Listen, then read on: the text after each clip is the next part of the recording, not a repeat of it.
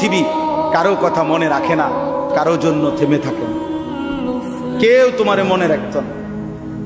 তুমি মরে গেলে কারো হাতে সময় নাই তোমারে কান্দে লইয়া কান্দলে, কারো হাতে সময় নেই।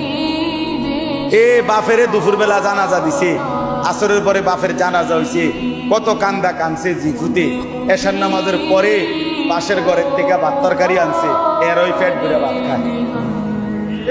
এরা দেখলাম দুপুরে কান্দে অন ভাত খায়, আরো গোস্ত লয়, আরো পারমির মুরগা লয়, তেলাপিয়া মাছ লয়, ডাল লয়। কি আপনারা দেখলাম বিকালে কি কান্দাটা কানলেন,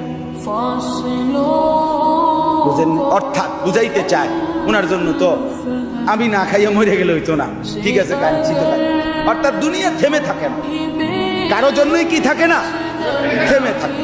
এই জন্য দুনিয়া নিয়েই ব্যস্ত না হই, আখিরাতের ফিকির করি। আল্লাহ তাআলা আমাদেরকে তৌফিক দেন এই স্বার্থ